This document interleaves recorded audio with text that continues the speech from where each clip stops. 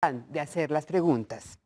Hemos hecho un sorteo fuera de cámaras para saber quién inicia primero y le corresponde el turno a Antanas Mockus, quien participa por el sí.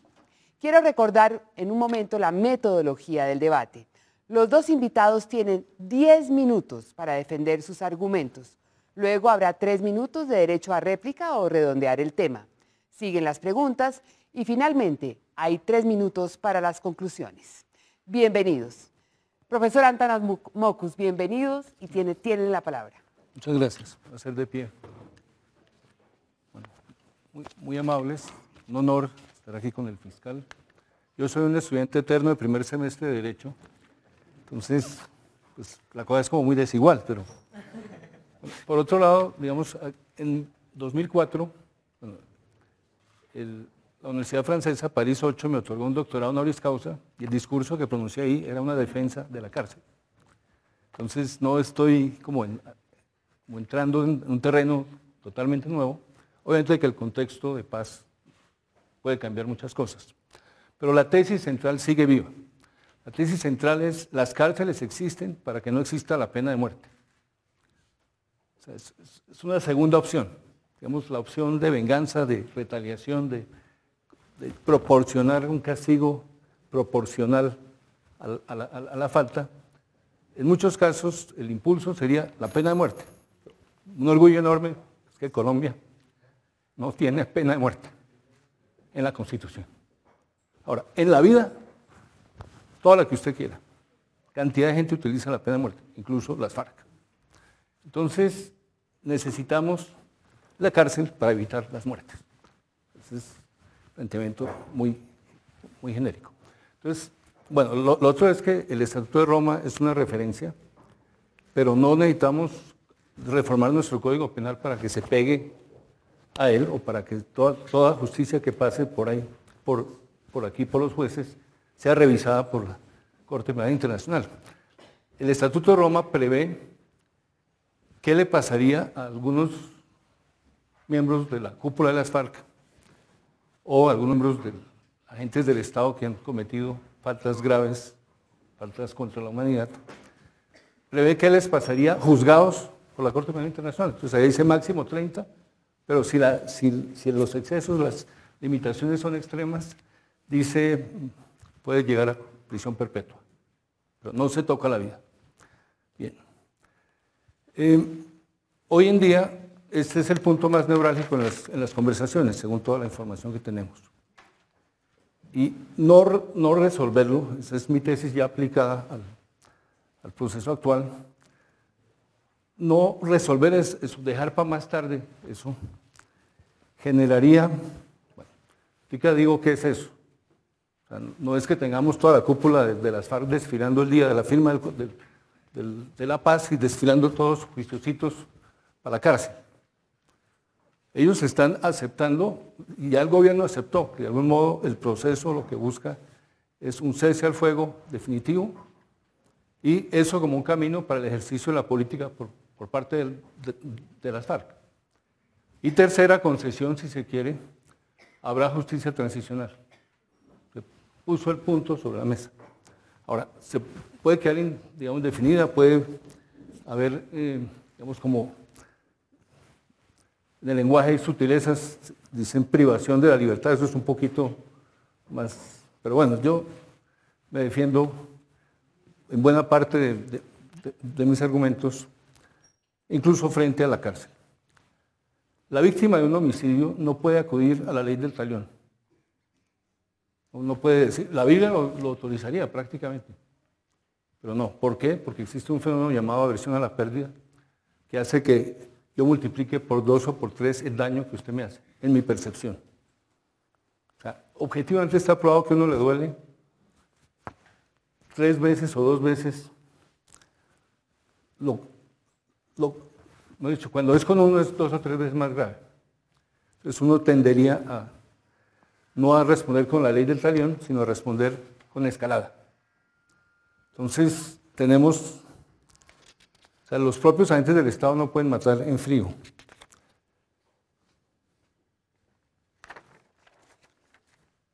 Bueno, y en la jerarquía, bueno, en todo esto hay una jerarquía de bienes que la sociedad protege, que la sociedad valora, y se van afectando en el orden de esa jerarquía. O sea, lo más importante en nuestras sociedades liberales actuales probablemente es la vida. Ahora, como la vida no se puede tocar a la hora de castigar, pues se sigue con el siguiente bien, que es la libertad. Entonces no saltamos de la vida a la multa. En el intermedio, como no podemos castigar quitando la vida, castigamos quitando la libertad. Porque es lo que más quiere la gente. Esto es el ordenamiento liberal, hay sociedades que no lo tienen, para nosotros la libertad. Entonces, no te puedo quitar la vida, restricción constitucional, pero como Estado, siguiendo los procedimientos, te puedo quitar la libertad. Entonces, la justicia transicional básicamente ablanda aparentemente la justicia por el número de juzgados, por el tamaño del castigo.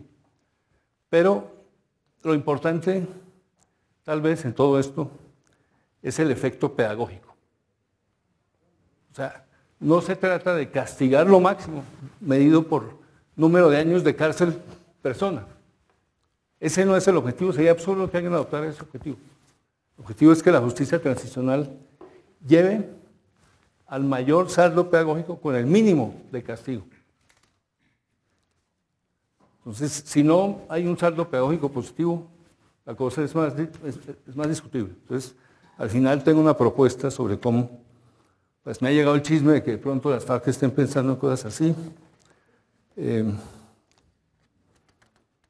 No podemos, es un argumento muy fuerte, no podemos invitar a las FARC a hacer política y al mismo tiempo descabezarlas mandando a los 25 miembros de su Estado Mayor a la cárcel. Ahora, pero hay que pagar. Eso tiene mucho que ver con la antropología del tema, es decir, el que los miembros de las FARC o algunos de los miembros de la cúpula de las FARC paguen, justicia no devuelve las vidas, no devuelve la libertad de los secuestrados, no devuelve los bienes. Pero sí manda una señal clara de que quien haga eso a futuro tendrá al frente la posibilidad de ser sancionado muy fuertemente. O sea, el carácter ejemplarizante de la pena aparece ahí como un elemento clave. Perdón. Entonces, a veces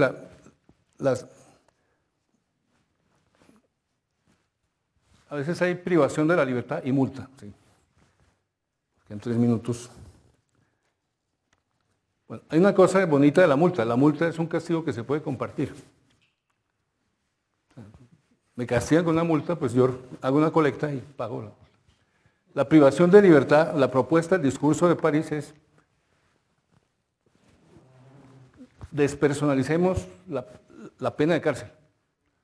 Ese discurso fue escrito en reacción al proceso con los paramilitares, que dijeron nada de cárcel. Yo dije, pues yo voy por ustedes a la cárcel. Yo prefiero una sociedad donde yo haya ido a la cárcel por ustedes, no solo por eventual simpatía o cariño, sino también para poder exigirles, para poderles decir, yo fui a la cárcel por usted, entonces respete la estabilidad del acuerdo de paz.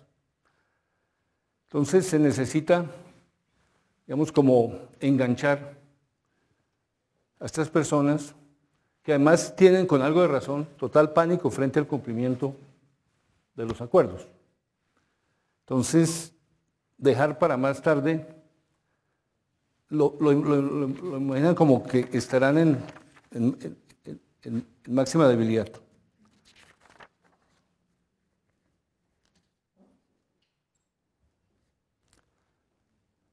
O sea, nosotros queremos ayudar a pagar.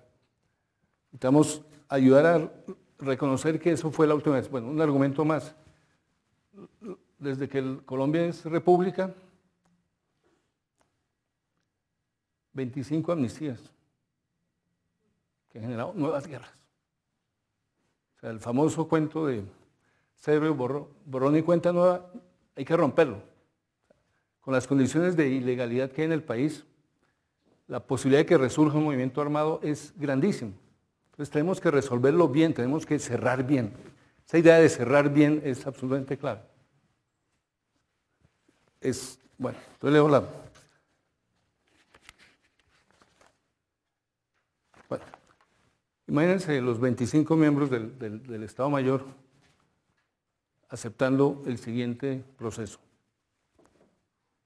Primero, una discusión racional sobre quiénes definitivamente pueden ser indispensables en el frente político, quiénes de algún modo pueden venir de lo militar a lo político y quiénes no quieren ninguno de los dos. Entonces, racionalmente de pronto escogen algunos inamovibles. Puede que no. Luego, dentro de ese grupo, se dice quién es voluntario. Puede que no salga nadie. Puede que salgan los 25. Me llenaría de orgullo enorme si dan el paso los 25. Y si no, sorteo. Gracias, profesor Mockus. Tiene la palabra el fiscal general de la Nación. ¿Su tesis es del no? Sí. Muchas gracias a la Universidad Javeriana, la silla vacía. Es un honor compartir con el profesor Antanas Mockus en este debate sobre el poder de los argumentos. Empecemos por determinar cómo es el modelo constitucional actual del marco para la paz. Es un modelo que está construido sobre la base de que la investigación penal tiene que estar enfocada en los máximos responsables y además sobre un criterio de selectividad. ¿Qué significa esto? Que nos vamos a concentrar fundamentalmente en las personas que dentro de la estructura de la organización, de acuerdo a la jerarquía, jugaron un papel preponderante en las graves violaciones a los derechos humanos, y el Estado, frente a aquellas personas que no son máximos responsables, se va a abstener de ejercer la acción penal. Y un criterio de selectividad, en el sentido de que estamos hablando de un modelo que es minimalista, que solamente nos vamos a ocupar de la investigación de los delitos de competencia de la Corte Penal Internacional, es decir, de los delitos de genocidio, delitos de lesa humanidad y crímenes de guerra. Pero el presupuesto fundamental es que los máximos responsables tienen que ser investigados, acusados, y se tienen que imponer las sanciones correspondientes por las más graves violaciones a los derechos humanos. Entonces, el modelo constitucional exige que los máximos responsables sean condenados y se impongan las penas privativas de la libertad por las más graves violaciones a los derechos humanos, por los delitos de lesa humanidad o crímenes de guerra en que hayan incurrido durante el conflicto. Solo que una vez impuestas las penas que pueden ser de 50 años o más de prisión, el Estado tiene la alternativa de que una vez impuesta la pena, esa pena se pueda suspender condicionalmente y se impongan unas penas alternativas no privativas de la libertad. Pero el primer elemento que tenemos que tener en cuenta es que este es un proceso sin impunidad, un proceso que va a llevar a juicio a los máximos responsables, donde se van a investigar y sancionar las más graves violaciones a los derechos humanos. Creo que es un modelo que compartimos, en el cual no existe objeción por parte de la Corte Penal Internacional. El talón de Aquiles de la discusión es si una vez impuesta la pena, esa pena puede suspenderse y cambiarse por penas alternativas, o si impuesta la pena siempre se exige un mínimo de pena privativa de la libertad. Considero que en la estructura constitucional y en el derecho internacional de los derechos humanos no es necesario que exista, frente a graves violaciones a los derechos humanos, una vez impuesta las sanciones correspondientes, no es deber imponer un mínimo de cumplimiento de pena privativa de la libertad, y que las penas privativas de la libertad pueden cambiarse por penas alternativas que pueden ser el desminado, la participación en trabajo social, el arraigo en determinadas zonas del país, pero no es obligatorio de acuerdo al marco constitucional, ni obligatorio de acuerdo al sistema de la Corte Penal Internacional o de los tratados internacionales, la obligatoriedad de un mínimo de pena privativa de la libertad. ¿Cuál es el fundamento constitucional y el fundamento desde el punto de vista del derecho internacional de los derechos humanos para sostener esta tesis? Yo creo que el núcleo central para darle una respuesta y un respaldo conceptual desde el punto de vista constitucional al problema, es el de entender que para resolver este tema tenemos que entender que lo que existe en el fondo es una colisión entre dos derechos fundamentales y entre dos principios y valores muy importantes, no solamente de la Carta Política, sino de valores y principios del derecho internacional de los derechos humanos. Aquí nos encontramos es frente a una colisión entre el derecho a la justicia y el derecho a la paz. La pregunta entonces, que es una pregunta general de interpretación constitucional y de interpretación de los tratados, es cómo se resuelven los conflictos entre derechos fundamentales y entre derechos que se encuentran en los tratados internacionales. ¿Cómo resolvemos el conflicto entre la justicia y la paz? ¿Por qué razón hay un conflicto entre justicia y paz? Porque con la finalidad de afianzar la paz es necesario restringir moderadamente otro derecho como es el derecho a la justicia, en el sentido de que hay que sacrificar un poco una de las finalidades de la pena, como es el de la retribución en aras de la consecución de la paz. Para conseguir la paz tenemos que establecer un modelo en el cual, si bien los insurgentes van a ser condenados por delitos de lesa humanidad y crímenes de guerra, no van a pagar o no es necesario que cumplan efectivamente unos mínimos de pena privativa de la libertad, sino que pueden ser reemplazados por penas alternativas. Entonces, miren ustedes que lo que hay en el fondo es un conflicto entre justicia y paz.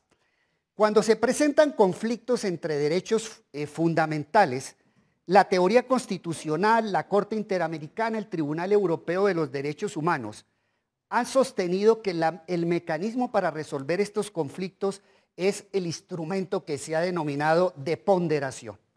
Es decir, que no podemos decir que un derecho prevalece sobre el otro, no prevalece la justicia sobre la paz o la paz sobre la justicia, sino que tenemos que aplicar lo que se ha denominado un test de razonabilidad para poder determinar hasta qué punto se puede restringir un determinado derecho en aras de satisfacer el otro derecho.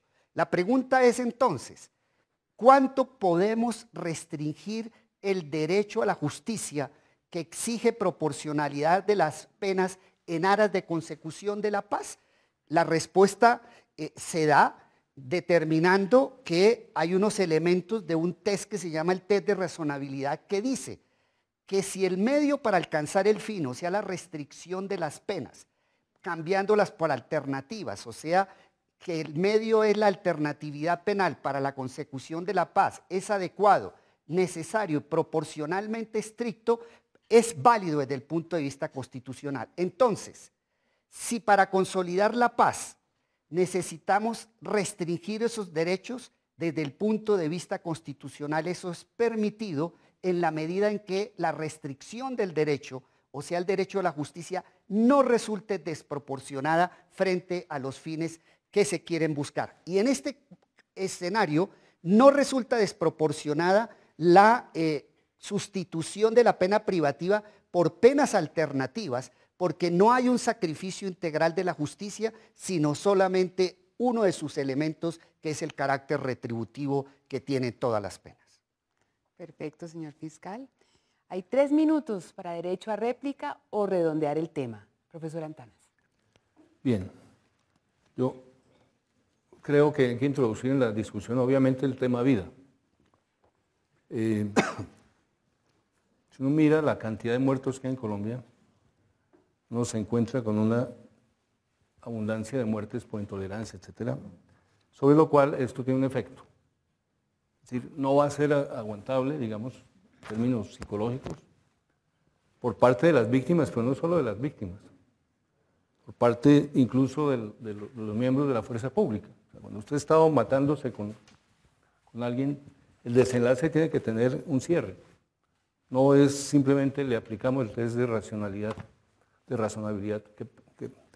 Entonces, ahora, lo que yo propongo es que las FARC ganen el round políticamente, yéndose parte de ellos, parte de la cúpula, a la cárcel. O sea, eso tal vez a algunos les suene como haber renunciado a castigarlos. Pero yo creo que es algo así como decirles, recojamos todas estas vidas que se perdieron. O sea, demos un paso de respeto por la víctima. Fujimori resuelve lo que pasó en la residencia del embajador de Japón, bien resuelto, técnicamente muy bien resuelto, pero cuando va subiendo por las escaleras, mira con desprecio a la persona que está ahí caída. Si él la hubiera mirado con dignidad, viéndole dignidad, las cosas hubieran sido completas, cerradas. Pero cometió el error de pasar por encima como quien pasa por encima de un bulto. Mínimo de gesto. El dolor se cura cuando uno ve que el castigo tiene impacto. Cuando uno dice, mi dolor aportó a que las cosas fueran mejores. El modelo de simplemente retributivo, digamos, de te causo daño porque me causaste daño, no es tan simple. O sea, no vamos a poder hacer la paz con las FARC si no reconstruimos una cierta idea de lo que son. Si no, digamos, nos hemos repetido durante años, yo mismo lo he hecho, pues dije alguna vez que las FARC se graduaron en terrorismo. Entonces, pues esto es más tal vez del terreno de la literatura, donde uno puede encontrar, digamos, los elementos de heroísmo. O sea, Colombia heroica porque coge a una gente con la cual parecía imposible la paz y hace la paz. Y segundo, los que reciben esa paz o los que acogen esa paz o los que colaboran en esa paz, por su parte también hacen un gesto heroico. Entonces, Colombia, estoy seguro de que descresta al mundo haciendo esto.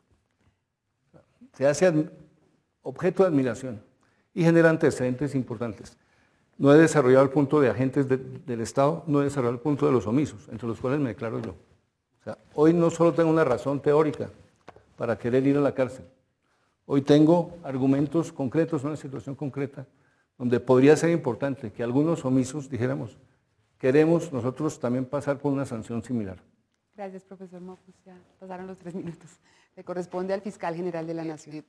Yo entiendo la posición del profesor Mockus y realmente está orientada en una clara filosofía del idealismo alemán.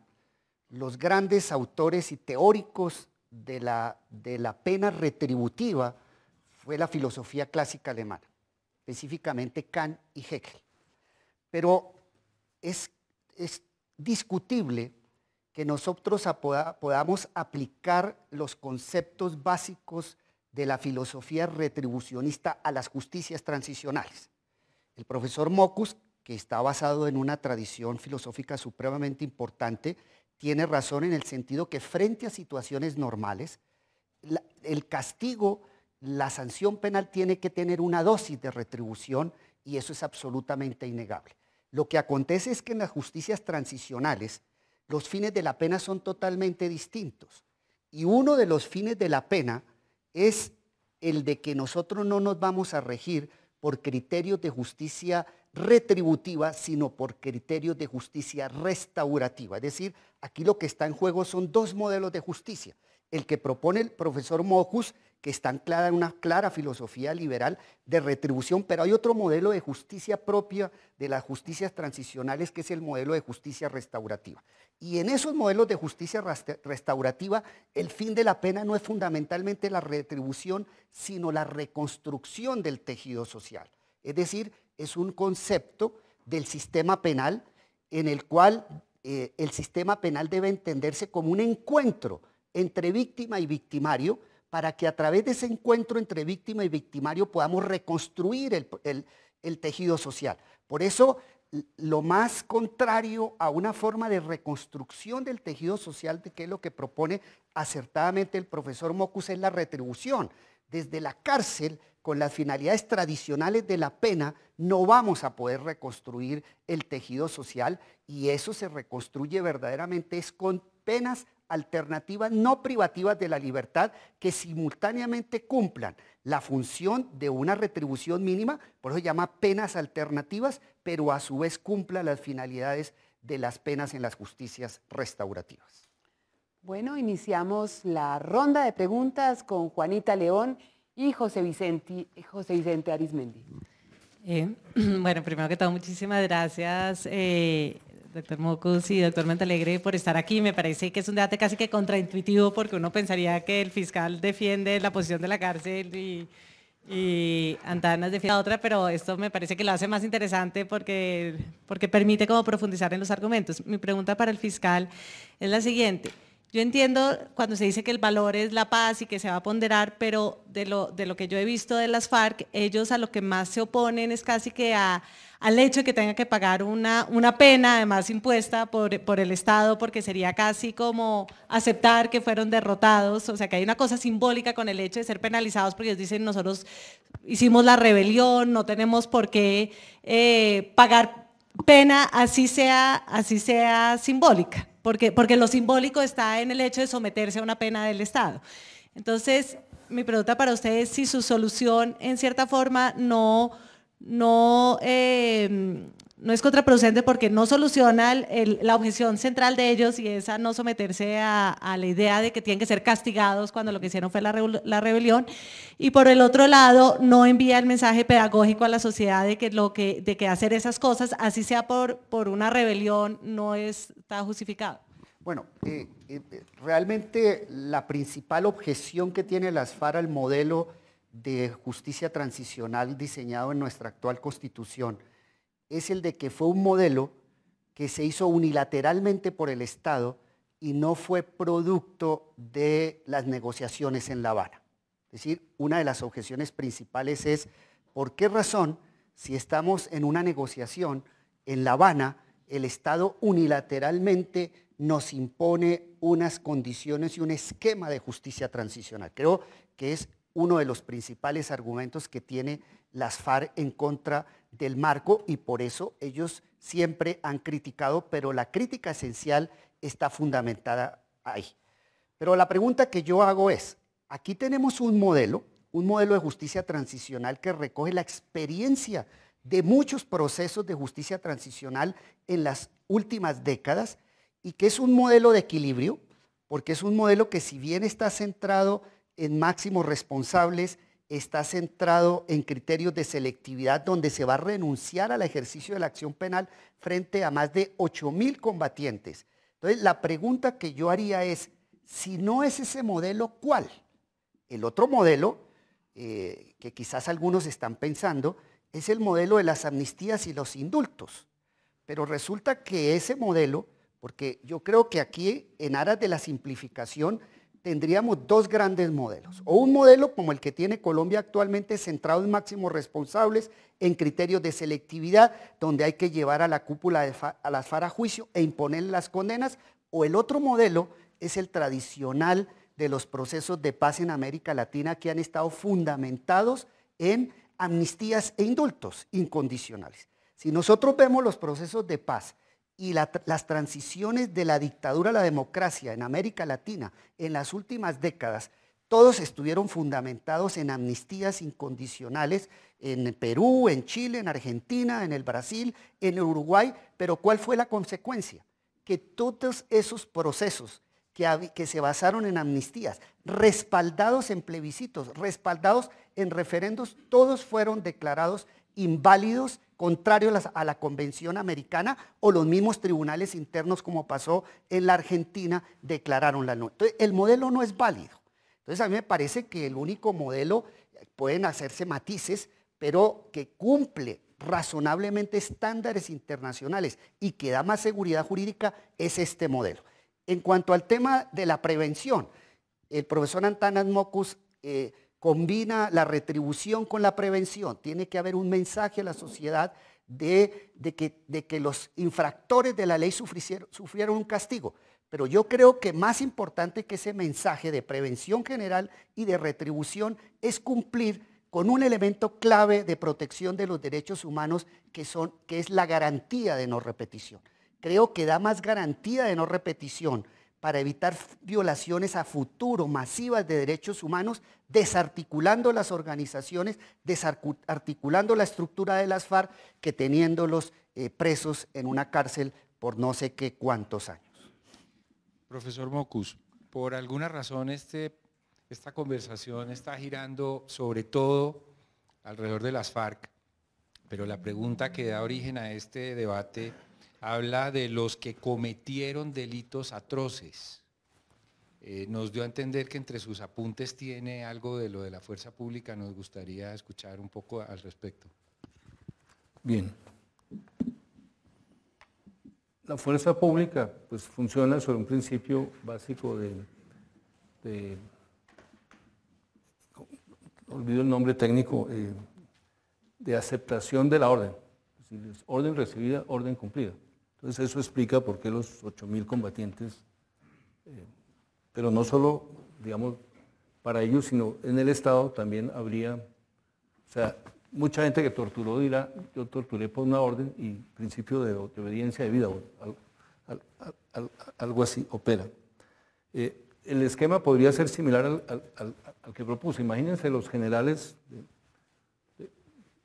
de Colombia dándose el lapo de decir, vamos, pues no sé si la instancia sea la de los generales exactamente, o quienes tienen, digamos, facultades de control sobre el ejército, convocándolos y diciendo, mire, ustedes, general tal y tal, 10, 15 generales, van a pasar por un proceso de castigo que puede incluir cárcel. ¿Por qué puede ser importante incluir cárcel? Porque en el imaginario colectivo lo de las penas alternativas es muy, muy discutible. Digamos, pues en África hay un caso bonito que es un año, le trabaja la víctima al victimario, no, el victimario a la víctima, al cabo del año lo cuelgan en un cañón lleno de agua o lo meten en agua y lo pueden soltar y lo pueden matar. O sea, le ponen en juego su vida. Pero volvamos a lo de los generales. Puede que algunos generales en el contexto, o sea, yo no me puedo desdoblar, no puedo adquirir un rango de general, pero de pronto en los generales colombianos, conozco al general Bonet bastante bien, hay personas que se sientan atraídas por un rol que considero claramente heroico. O sea, esto es la repetición de lo que le pasó a Sócrates. O sea, no estamos como en ligas menores, estamos en un contexto muy exigente. Entonces, supongamos que un general como el general Bonet y otros se reúnan y digan, alguno de nosotros debe dar la cara y aceptar el castigo, la cicuta completa. Y, pues, como decía un sardino, lo matamos solo simbólicamente, se refería a mí, pero vamos, de puro amor, decía Antanas, tiene que irse, Antanas ya le está embarrando demasiado, bueno. Entonces me quería sacar del juego. Pero vuelvo al modelo. Entonces varios generales, algunos de ellos dan el paso voluntariamente hacia adelante, otros dicen, hagamos un sorteo. Y uno va a la cárcel plenamente. O sea, entonces, ¿qué pasa? Se realiza lo de la justicia transicional en el sentido de que se logra la paz sin romper el principio de que hay cárcel. Ahora, que hay mucha menos gente en cárcel, es cierto, pero que la entrada en la cárcel de alguno es notable, es reconocible, o sea, no habría ser, me imagino yo, en el planeta Tierra que no admirara el gesto. O sea, en Colombia, después de una guerra de 50 años, 5 miembros de la guerrilla, 2 miembros de la fuerza pública, aceptaron que la ley cayera sobre ellos con todo el rigor y que si la opinión internacional, en particular la de la Corte Penal Internacional, no favorece las penas alternativas, fue una solución creativa a lo que parecía una solución insoluble. Es decir, en términos de terminología, esto ya es pura casualidad de los idiomas. Los idiomas oficiales del Tratado de Roma son inglés y francés. Emprisonnement, no, bueno, no digo la palabra en inglés porque la pronunciaría mal. Imprisonment. Y en castellano dice reclusión. Entonces, no existe hasta ahora la figura de self-imprisonment. Pero autorreclusión se entiende perfectamente. O sea, la palabra reclusión tiene las dos formas, se usa las dos formas. Te recluyo y me recluyo. Quiero que Colombia sepa eso, sepa la posibilidad de hacer la paz sobre la base de me recluyo, te recluyes.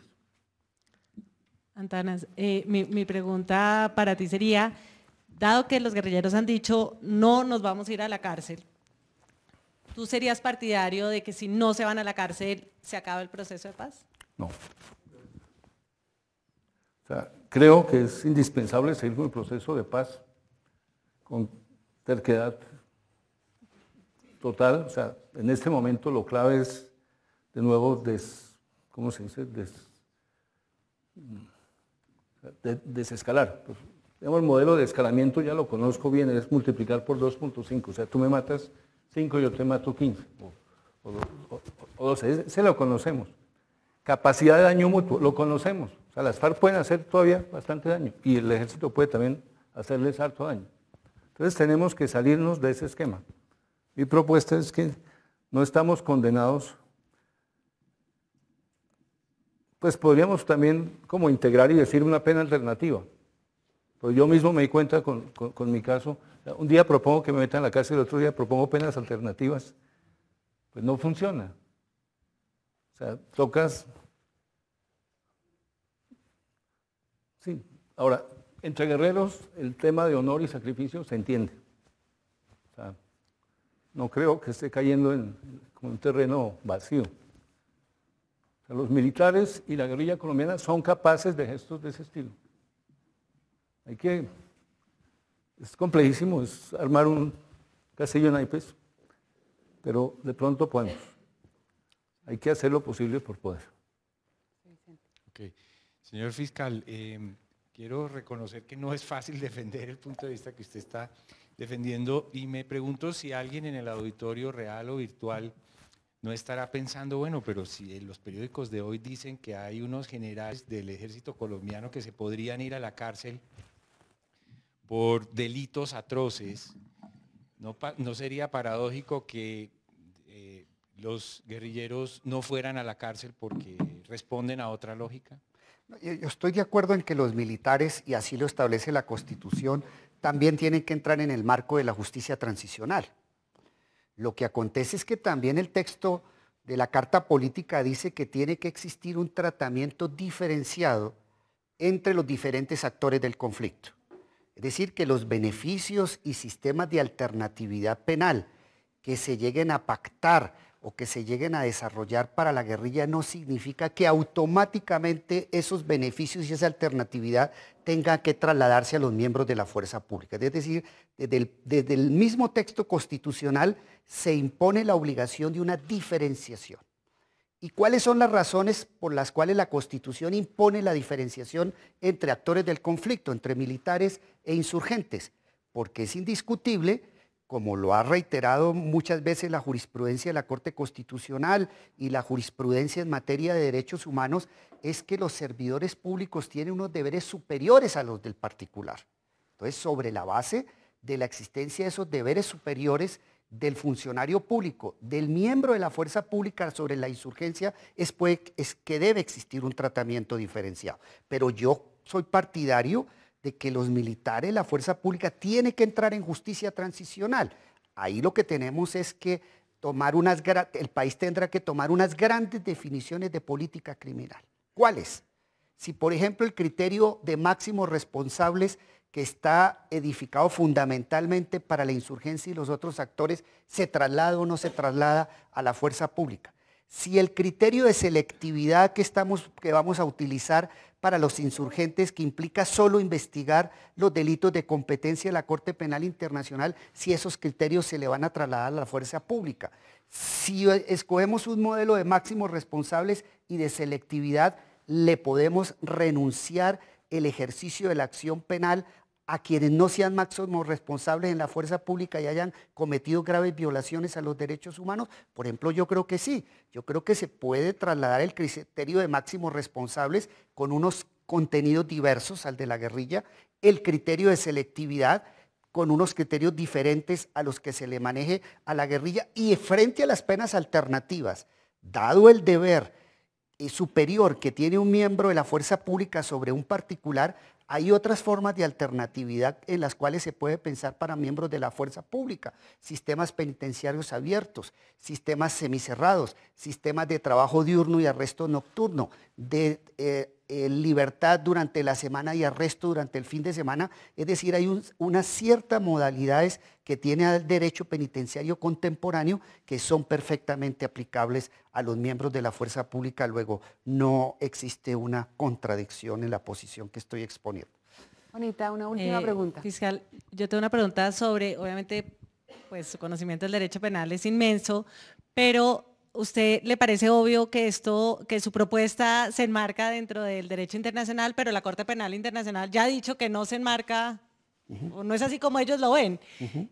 ¿Cómo piensa usted articular esa visión que yo me imagino que cuando los jefes de las FARC lo oyen en La Habana, pues deben estar felices y debe ser dificilísimo para los negociadores convencerlos de que sí tienen que pagar cárcel porque la Corte Penal lo exige? ¿Por qué hay esa disyuntiva entre lo que dice la Corte Penal Internacional y lo que usted dice que la Corte Penal Internacional debería interpretar? Mire, la Corte Penal Internacional hasta ahora no le ha hecho una objeción a los elementos centrales del modelo de justicia transicional colombiano. Es decir, la Corte, pienso yo, no tiene objeción frente a una estructura de enfocarnos en máximos responsables, de aplicar criterios de selectividad, es decir, investigar solo los delitos de competencia, de la Corte de renunciar al ejercicio de la acción penal frente a combatientes que no son máximos responsables. Ahí no está la objeción. El talón de Aquiles está en que la fiscal de la Corte Penal Internacional considera que para los delitos de competencia de la Corte es indispensable que exista un mínimo de pena privativa efectiva de la libertad, es decir, va en la línea de argumentación que tiene el profesor Antanas Mockus y que yo no comparto. ¿Por qué no comparto la posición de la fiscal de la Corte Penal Internacional?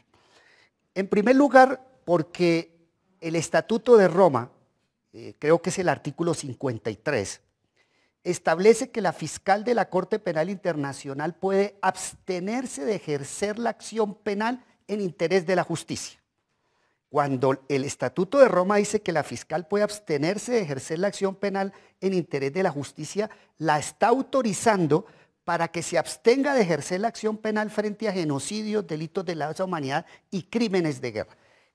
Lo que pasa es que la Corte Penal Internacional hasta este momento ha hecho una interpretación muy restringida del concepto de justicia.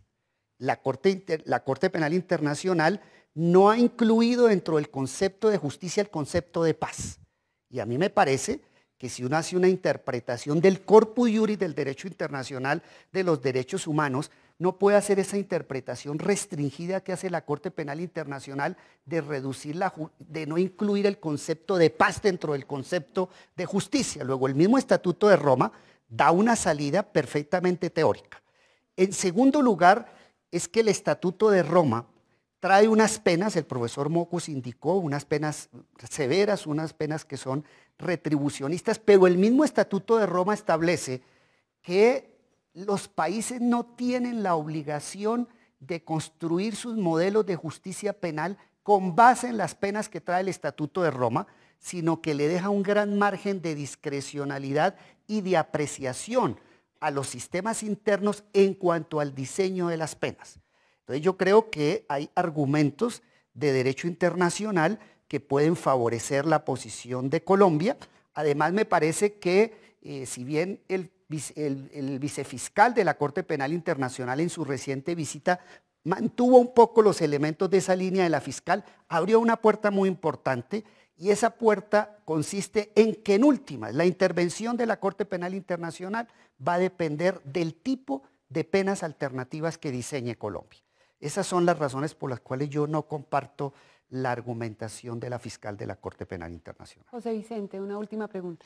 Profesor Mocus, en lenguaje jurídico, en este debate han salido 3 derechos: el derecho a la vida, el derecho a la justicia y el derecho a la paz. Traducción libre al lenguaje callejero o de cafetería, nos están pidiendo tragarnos un sapo para preservar el derecho a la vida, para que no haya más muerte, para que no haya más guerra. ¿Usted por qué dice que no?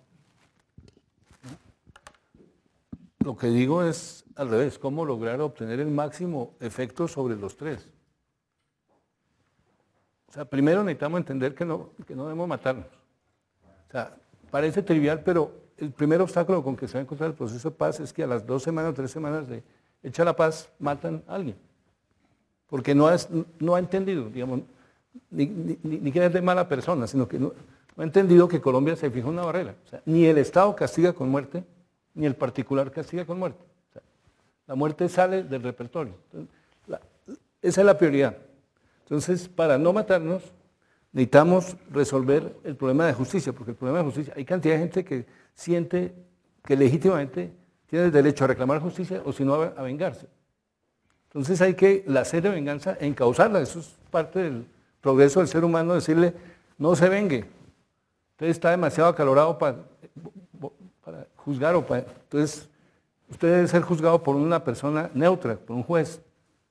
Entonces hay que decir, después de la vida viene, digamos, ahí el otro elemento que introduje fue libertad.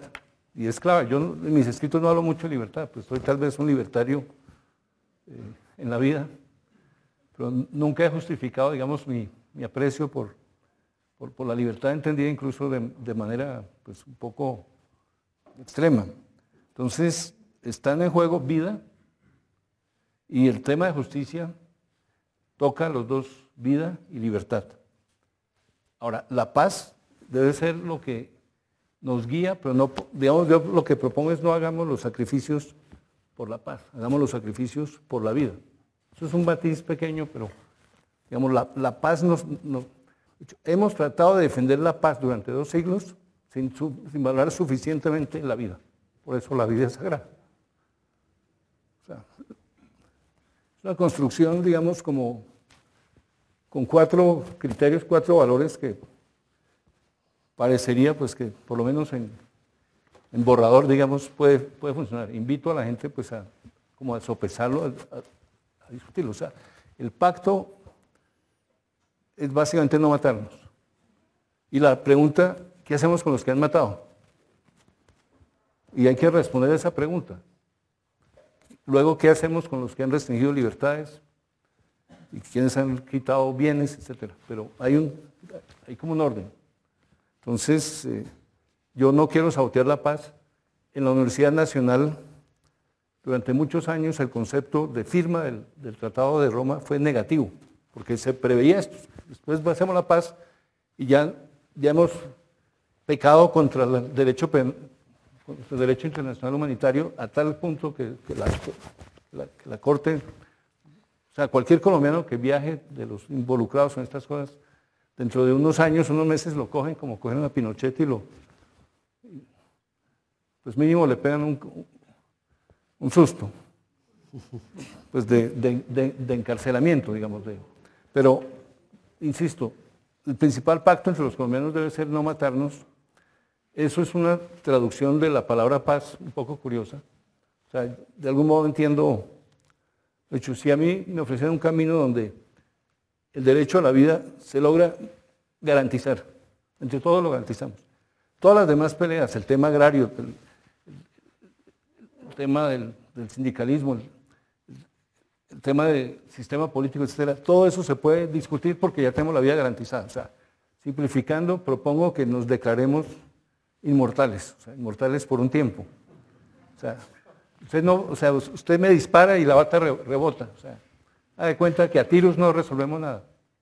Entonces, si se logra eso, se puede discutir lo otro. Y creo que la dinámica que ha tomado el proceso de La Habana, creo que me da razón. O sea, los guerrilleros están preocupados tal vez fundamentalmente por su vida, pero también creo que algunos entienden que no es solo la pelea por la vida de uno. De hecho, ellos han arriesgado mucho la vida peleando por otros valores. Pero tenemos que volver, o sea, tenemos que quitarle la sangre a la guerra. Mi papá, cuando me llevaba películas de vaqueros, y había mucha sangre, decía, tranquilo que eso es salsa de tomate. Pues quiero que nos pase eso, o sea, que dejemos de ver sangre en todas partes y podamos decir, no, por ahí en unas telenovelas se inventaron, trajeron unos frascos de fruco y tiraron ahí, pues eso no es sangre. Gracias, Juanita, gracias, José Vicente. Señor fiscal, tiene 3 minutos para concluir. Me parece supremamente interesante la propuesta del profesor Antanas Mockus para justificar un poco su teoría de que es necesario un mínimo de cárcel, y él habla de heroísmo, de que sería un acto heroico de los rebeldes, sobre todo los máximos responsables, asumir toda la responsabilidad del conflicto con cárcel. Pero yo quiero señalarle, profesor Mockus, que esa dosis de heroísmo la trae también el marco constitucional para la paz, porque está centrando todo el proceso de paz en materia de justicia transicional, en el hecho de que los máximos responsables tienen que asumir toda la responsabilidad por lo que pasó en el conflicto. Es decir, aquí se exonera de responsabilidad, se renuncia al ejercicio de la acción penal frente a los combatientes sobre la base de que son sus líderes, de que es la organización, la cúpula de la organización, quienes van a asumir todas las responsabilidades penales y responsabilidades históricas por el conflicto. Entonces, el modelo tiene esa dosis de heroísmo que usted menciona. Me parece supremamente interesante la tesis suya de por qué razón la prisión fue un elemento que históricamente ayudaba a superar el concepto de pena de muerte, pero no olvidemos que la prisión también es un concepto de la modernidad. Hay estudios supremamente interesantes que usted debe conocer muy bien, sobre todo de Foucault, en el origen de la prisión, en La verdad y las formas jurídicas, donde muestra cómo la prisión es un hecho de la modernidad. Y obviamente un hecho de la modernidad que surge frente a otro tipo de penas inhumanas, crueles, pena de muerte, que existían antiguo, pero lo que nos muestra esto es que las formas de punición y la prisión no ha sido eterna. Es una forma que hemos aplicado en la modernidad frente a unos contextos, pero la sociedad puede evolucionar hacia otra forma de control social no ligadas a la prisión, porque la prisión es un concepto histórico ligado a un concepto, al concepto de la modernidad, y pienso que entonces en las justicias transicionales la definición de las penas no puede hacerse en abstracto, sino siempre en torno a un contexto que es el de desactivar un conflicto armado que lleva más de 50 años. Profesor Antanas Mockus, tiene 3 minutos para concluir. Pues, de algún modo que sea la cárcel un elemento de la modernidad, pues no me asusta. O sea, al revés, creo que en Colombia hace falta modernidad. Y necesitamos... ¿Y cuál es la modernidad del derecho penal como lo entiendo yo? Es tú respondes por tus actos, tú, individuo. O sea, y mi hermana no puede ser condenada por lo que yo hice.